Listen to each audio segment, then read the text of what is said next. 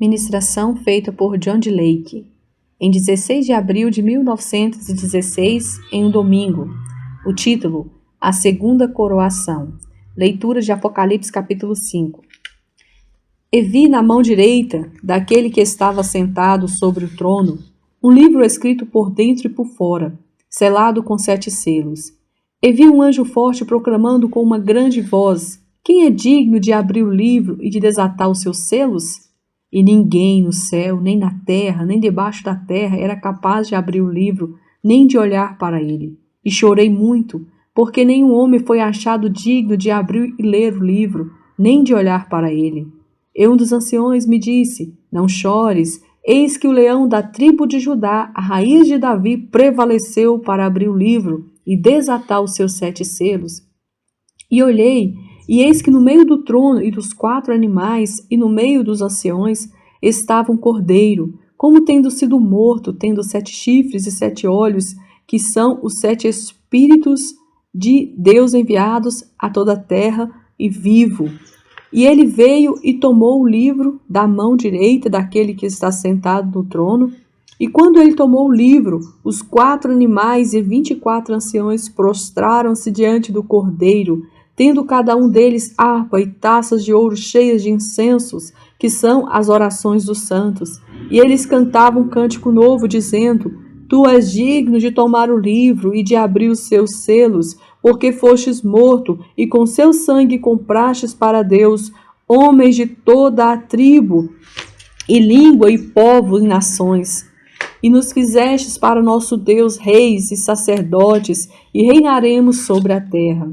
E olhei e ouvi a voz de muitos anjos ao redor do trono e dos animais e dos anciões. Digno é o cordeiro que foi morto de receber o poder, riqueza, sabedoria, força, honra, glória e bênçãos. E ouvi toda a criatura que está no céu e na terra, e debaixo da terra, e as que estão no mar, e tudo o que nelas há, dizendo: Ao que está sentado sobre o trono e ao Cordeiro sejam dadas bênçãos, e honra, e glória, e poder para todos sempre. E os 4 animais diziam: Amém. E os 24 anciões prostraram-se e adoraram o que vive para todos sempre. Final da leitura do capítulo. Ó Deus, sobre nossa alma, invocamos a bênção do Espírito Santo hoje, para despertar cada instinto de nosso ser, para que pela Tua graça possamos compreender o poder da Tua palavra e o poder do Teu Espírito. E oramos para que o Espírito do Senhor Jesus Cristo esteja presente em cada coração, para que possamos perceber, ó Deus, não apenas a elevação e coroação do nosso Senhor e Salvador, mas a nossa própria elevação e coroação com Ele como filhos de Deus. De alguma forma, algumas mentes de homens ao redor do mundo estão concentradas em torno da cruz de Cristo. Uma das coisas mais estranhas para mim em toda a vida cristã tem sido a maneira como as almas dos homens se apegam à cruz do Calvário.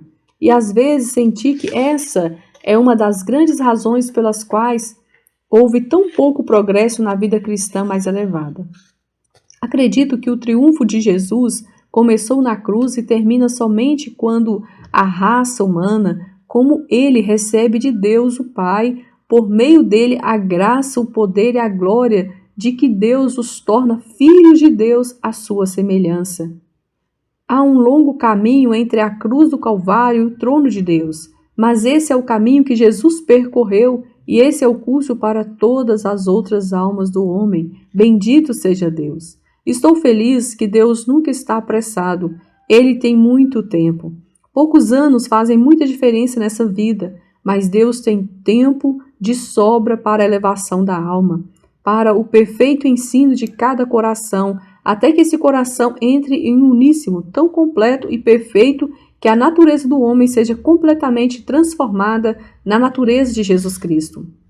O triunfo de Jesus, como vemos delineado nas escrituras que acabei de ler, sempre foi uma das esplêndidas inspirações para a minha própria alma.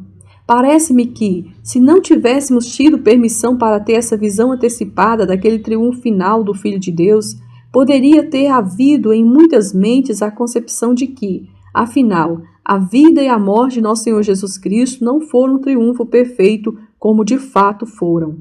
Parece, portanto, que ninguém pode ter a mais alta apreciação da verdadeira vida cristã e da consciência e do verdadeiro cristianismo que o cristianismo traz, a menos que veja o triunfo de Jesus Cristo. É somente quando nos tornamos possuidores dessa consciência dentro de nós e quando o conhecimento de seu triunfo cresce em nossas próprias almas e toma posse de todo o nosso coração, que somos então capazes de compreendermos o que o cristianismo realmente é. Se pararmos para pensar que metade do grande mundo cristão ainda carrega um pequeno crucifixo representando um Cristo morto, percebemos como a mente do homem ainda está acorrentada à cruz do Calvário, a um Jesus morto e a um túmulo não vazio, mas contendo aquele que eles amam. Amados, isso não é cristianismo. O cristianismo, bendito seja Deus, é o triunfo retumbante que começou na manhã da ressurreição e termina quando a raça humana chega ao entendimento, o conhecimento e a consciência do próprio Deus. O cristianismo não é uma perspectiva sombria. O cristianismo é o triunfo ressoante e esplêndido da mente de Deus. O cristianismo é a vitória abençoada que o indivíduo sente em seu próprio coração da consciência da presença e do poder de Deus dentro de sua alma. Isso que faz o homem se elevar em Jesus, elevar em fé em Jesus. Então chegar à consciência do domínio sobre os poderes da doença e da morte. Sim, bendiga a Deus pela consciência maior na qual a alma do homem compreende na vida eterna. Porque as forças das trevas, do pecado e da morte foram subjugadas em seu próprio coração pela presença e poder do Senhor Jesus Cristo nele. Bendito seja Deus. Sempre me perguntei como um cristão poderia ser menos que um otimista. É triste ouvir cristão com um gemido de como que alguém sendo torturado pelo inimigo e mal consegue respirar. Quando encontro um gemedor assim, digo em meu coração que Deus o mova para o lugar onde ele compreenda o que é o cristianismo. Um cristão gemedor nunca moveu o mundo, exceto para gemidos. Em uma reunião de cura divina, alguns meses atrás, enquanto eu estava ensinando, tentei desenvolver o pensamento de que, como o homem pensa em seu coração, assim ele é. E eu estava me esforçando para mostrar às pessoas que o espírito de vitória de Jesus Cristo no coração de alguém não afetava apenas a atitude da mente, mas também sua alma. De fato, através do sistema nervoso, as atitudes mentais do homem são transmitidas claramente através do seu corpo.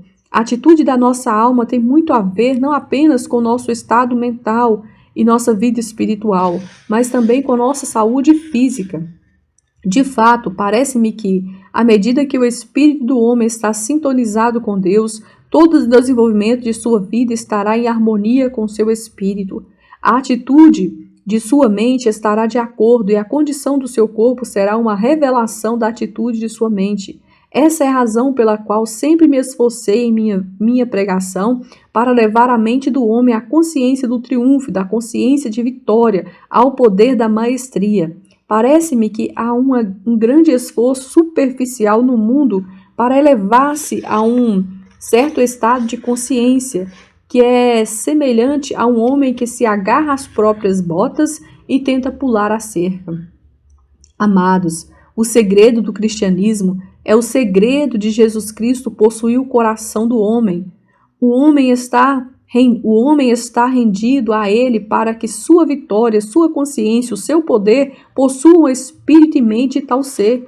Então bendiga a Deus, somos reis com Jesus.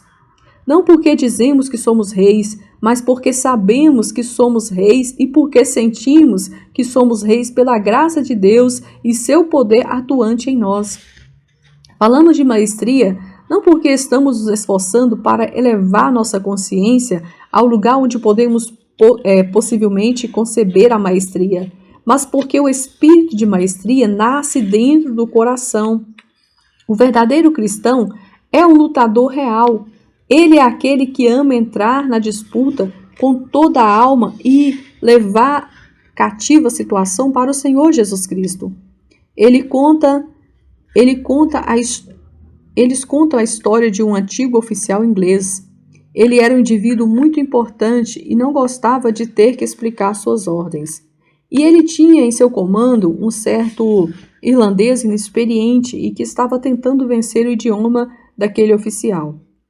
E em certa vez eles estavam envolvidos em uma batalha simulada para treinamento, e então o oficial soltou um certo tipo de gemido, e aquele inexperiente irlandês saiu das fileiras em direção ao suposto inimigo e agarrou um homem pelo pescoço e o trouxe consigo. O oficial disse: "Espere! O que você está fazendo?" "Bem", disse o irlandês, "eu não entendi bem o que você disse, mas parecia que você queria que eu fosse atrás dele, e eu fui." Quando o Senhor Jesus Cristo nasce de fato na alma do homem, quando pela graça e pelo poder do Filho de Deus, você e eu nos rendemos a Deus, até que nossa natureza torne possuidora daquele Espírito que está em Jesus Cristo, então bendito seja Deus. Começamos a perceber o espírito de maestria que Jesus possuía quando disse: "Eu sou o que vive, estive morto, e eis que estou vivo para todo sempre. Amém. E tenho as chaves do inferno e da morte." Essa é a razão pela qual não gasto muito tempo falando sobre o diabo. O Senhor Jesus já cuidou dele, bendito seja Deus. Jesus tem as chaves do inferno e da morte, e ele dominou aquele inimigo e aquela condição de uma vez por todas. Se você e eu tivéssemos tanta fé para acreditar nisso, quanto temos para acreditar que o Senhor Jesus Cristo é nosso Salvador, teríamos muito pouco problema com o diabo ou seu poder enquanto andamos por este mundo. Não vale a pena falar sobre um homem depois que ele é chicoteado. É difícil para a mente de alguns cristãos o entendimento de que o poder do maligno é realmente um poder já vencido. Quando penso em exemplos de triunfo cristão, minha mente frequentemente se volta para um ministro sobre o qual falei com vocês muitas vezes. Ele era uma grande alma. A consciência do domínio de Cristo parecia habitar intensamente no coração dele. Eu estava com ele em certa ocasião, quando ele foi chamado para orar por um homem que estava bem doente em uma favela. E isso já era tarde da noite. Sempre foi interessante para mim observar o brilho dos seus olhos e notar aqui e ali o esplêndido lampejoso do seu espírito. Estávamos a caminho e eu perguntei a ele: "Você sabe alguma coisa sobre a condição deste homem?" "Bem", ele respondeu, "o mensageiro disse que este homem estava em um estado muito grave e provavelmente morreria, mas ele não vai morrer." E eu respondi: "Amém." Veja, havia um anel de maestria consciente em sua alma e tornou possível que uma explosão tão esplêndida de confiança surgisse no espírito dele. Eu disse a mim mesmo naquela noite: não haverá muita dificuldade essa noite. O sujeito tem a vitória em sua alma antecipadamente.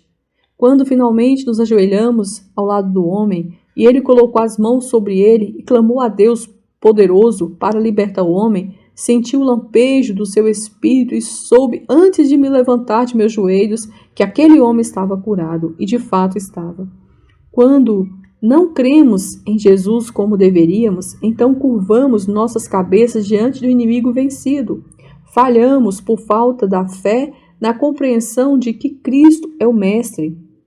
Mas aquele que ousa, pela graça de Deus, olhar para o rosto do nosso Senhor Jesus Cristo, conhece dentro de sua própria alma o domínio divino que Cristo de Deus está exercendo agora. O poder de Deus por meio do qual os homens são abençoados não é uma questão individual que pertence a você ou a mim, é a presença consciente do Filho de Deus, vivo e ressuscitado, habitando em nosso coração pelo Espírito Santo. Isso é o que faz com que você e eu saibamos que o poder de Deus é igual em toda a emergência. Poder grande o suficiente para a libertação de toda a alma da opressão. Certa vez, enquanto eu conversava com o Dr. Marlan, pastor da Igreja da Aliança Cristã, Mencionei o fato de que não havia orado sobre um certo assunto pessoal. Virando-se para mim, ele disse: "Não oro por mim há 4 anos." E isso soou estranho para mim naquela época. Eu não entendi. Ele disse: "Eu passei do lugar de oração, irmão, para o lugar onde eu estou, pronto para aceitar o que o Senhor Jesus Cristo fez e receber o poder do seu Espírito em minha vida, para que a conquista que ele fez por mim se torne evidente através de mim." E aquele homem andou por 4 anos nessa vitória consciente. E o Espírito do Senhor ministrou dentro da minha alma que aquela confiança no Deus vivo nunca será confundida. Sim, de acordo com a palavra de Deus, ele subirá com asas de águia, ele correrá e não se cansará, caminhará e não se desfalecerá. Bendito seja Deus. Há um lugar de força, de segurança, de vitória, uma vida de triunfo. Uma hora de consternação chegou ao profeta João quando o Deus poderoso lhe revelou o que aconteceria no futuro. Um livro aparece, um livro maravilhoso, selado com 7 selos.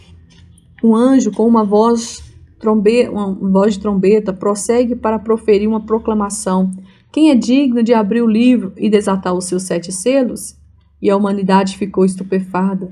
Nenhum homem no céu ou na terra foi capaz de desatar os selos ou abrir o livro. E parecia ao profeta como se uma grande decepção estivesse próxima. Ele diz: "Eu chorei muito." Mas imediatamente o anjo disse: "Não chores. Eis que o leão da tribo de Judá, a raiz de Davi, venceu para abrir o livro." João diz: "Olhei e vi como se fosse um cordeiro, bendito seja Deus." O verdadeiro vencedor nem sempre evidencia seu poder de superação com muito barulho. Nesse caso, sua superação estava na consciência de que estava em seu coração. Ele era como um cordeiro, gentil, doce, amoroso, terno, verdadeiro, porém com a consciência do poder de Cristo. Enquanto uns ficaram estupefatos, outros perplexos, o Cristo aparece. Ele pega o livro, abre os selos e discute o conteúdo. Amados, o triunfo de Jesus não é um triunfo. Amados, o triunfo de Jesus é um triunfo de que você conhece em sua própria alma. A vitória de Cristo Jesus é a vitória de uma alma. A vitória de Cristo é a vitória de uma alma que está no conhecimento do relacionamento entre sua alma e a alma de Jesus Cristo, e não simplesmente baseada em gritos. Aquele em cujo coração recebeu o Espírito do Deus vivo tem dentro de si a consciência de alguém que venceu e que está sentado à direita de Deus, triunfante sobre todo o poder da doença, morte e inferno. Amados, o triunfo do Evangelho é suficiente para fazer de qualquer homem o tipo mais selvagem de otimista e entusiasmado.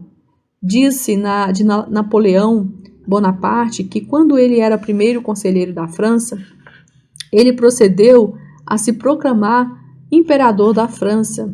E um dia um dos estadistas veio e perguntou a ele: "Com que autoridade você ousa se proclamar imperador da França?" Ele respondeu: "Pelo direito divino da capacidade de governar." A consciência do poder estava na alma daquele homem. Ele sabia em sua própria alma que era qualificado para governar. O cristão tem consciência desse caráter na sua alma. Na alma do verdadeiro cristão nasce a consciência da capacidade de governar, e o primeiro lugar para aplicá-la é em sua própria vida. Pois nenhum homem jamais governou com sucesso outra vida, até que primeiro foi capaz de governar a si mesmo. Maior é aquele que governa seu próprio espírito do que aquele que toma uma cidade. A postura do pai de uma casa será revelada na mente da sua criança e de sua família. A atitude da mente da mãe será evidenciada em todos os da casa. Um querido irmão veio até mim recentemente e disse: "Não sei qual é o problema. Trabalhei tanto e não consigo realizar o que estou tentando fazer." Eu respondi: "Meu amigo, a dificuldade está em sua própria alma. Você não atingiu a maestria da condição em seu próprio coração. A mesma condição da confusão que está em sua alma está sendo evidenciada na alma de outros sobre você. É transmitida de você para eles. Quantas vezes você e eu entramos na presença de um homem cuja calma deu força instantânea? Quantas vezes na história vimos uma única alma manter seu equilíbrio em Deus e se tornar um poder de equilíbrio na sociedade em meio a situações de caos que levaram pessoas à confusão? A história registra que quando a notícia do assassinato de Lincoln se tornou conhecida em Nova York, a cidade ficou quase que a ponto de transformar em um caos. E então James apareceu na varanda de seu hotel, levantando as mãos, ele falou essas palavras simples que trouxe calma a toda a multidão e a toda a cidade, e foi também transmitido a toda a nação.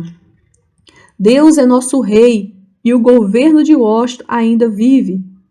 Aquela tempestade acalmou, em semelhança de quando Jesus disse essas palavras maravilhosas: paz, aquietai-vos. Fluiu sobre aquela nação a calma do equilíbrio em Deus. Diz também que na época do grande incêndio em Chicago, no dia seguinte, 200 homens cometeram suicídio naquela cidade. Foi quando então o velho Chicago Tribune saiu com uma grande manchete em letras vermelhas, dizendo: qualquer covarde pode cometer suicídio, mas é preciso ser homem para viver sobre essas condições. E toda aquela coisa parou. Não houve mais suicídio. Aquela onda de covardia foi quebrada. A consciência de uma grande alma que tinha o equilíbrio de Deus dentro do seu coração foi capaz, pela graça de Deus, de transmiti-los para outras vidas. O sucesso da sua vida como filho de Deus será exatamente de acordo com a consciência de Jesus Cristo e o poder de Deus que está em seu coração. Quando as almas do homem aprenderem a descansar na confiança no Deus vivo, a paz possuirá este mundo que será semelhante ao reino de Deus, o céu na terra. A maioria das nossas dificuldades são as dificuldades que nós antecipamos ou tememos que ocorra amanhã. Quantas pessoas estão se preocupando com as coisas de hoje? Mas o mundo está consternado com relação ao amanhã, ou o dia seguinte, ou ao futuro. Jesus disse: basta cada dia o seu mal. Não se preocupe com o amanhã, descanse em Deus. Os braços poderosos de Deus vivo estarão sobre nós amanhã, assim como estão hoje. O Espírito de Deus diz dentro do meu coração que o reino de Jesus, pelo qual todo filho de Deus anseia, é caracterizado pela paz de Deus, possuindo a alma dos homens, de modo que as preocupações e cuidados cessam, porque confiamos em nosso Deus, no braço do nosso Deus. Se eu pudesse trazer a você hoje uma enorme bênção, seria a bênção da consciência, da confiança em Deus. Não temas, nem te espantes, porque o Senhor teu Deus é contigo, por onde queres que andares. Uma pequena mulher, certa vez, entrou na sala de cura, chorando tanto que eu mal conseguia falar com ela. Ela disse: sou mãe de 3 filhos, tenho medo de morrer. O médico disse isso, aquilo, e que não há esperança para mim. Devo deixar meu marido e meus filhos. Eu disse: o médico é um mentiroso, e aquela mulher está sentada na plateia hoje, uma mulher saudável. Amada, ela poderia estar morta, poderíamos estar celebrando outro funeral. Mas a confiança no Deus vivo trouxe a confiança do poder sobre a coisa que estava esmagando a vida daquela alma, e ela foi, pela graça de Deus, alcançada. Nenhum caso é muito desesperador. Ontem à noite, nas salas de cura, exatamente às 6 horas, eu recebi a visita de uma mulher que conheci há 4 ou 5 meses no hospital. A querida senhora tinha sido dada para morrer. Ela tinha sido examinada por raio-x e um grande câncer no estômago foi descoberto. Disseram a ela que não haveria nada a ser feito por ela. Então o querido marido me chamou para falar umas palavras gentil à sua esposa doente. Mas eu não havia entendido ao certo por que ele me chamava. E quando cheguei lá, vendo a querida alma e eu supus que eles haviam me chamado para fazer a oração da fé pela cura. Eu disse: querida mãe, você não precisa morrer. Mas ela respondeu: o médico disse isso, o raio-x mostra um câncer enorme. Acho, irmão, morrerei. E eu disse: é mentira, você não precisa morrer. Por 2 ou 3 meses lutamos contra aquela condição na alma daquela mulher. O Espírito de Deus vinha sobre ela toda vez que orávamos. Suas dores desapareciam, ela dormia, etc. Mas ela ainda não era totalmente curada. Isso continuou semanas após semanas e mês após mês, até que eu estava quase exausto antes que sua alma se levantasse para obter a vitória. Mas ontem, à noite, ela entrou na sala de cura. Ela me disse que pesava apenas 75 quilos quando comecei e agora pesa 120. Ela foi ao hospital essa semana e o mesmo médico a radiografou. Quando eles viram a foto, eles disseram: deve haver algum engano. E eles pegaram o original e examinaram. E eles não conseguiram entender. Ela disse: doutor, encontrei um novo médico, o grande médico Jesus, o Cristo de Deus. E não me importo com suas placas, sei que o câncer se foi. Mas as placas mostravam que, de fato, o câncer se foi mesmo. A mulher voltou para casa uma nova mulher feliz.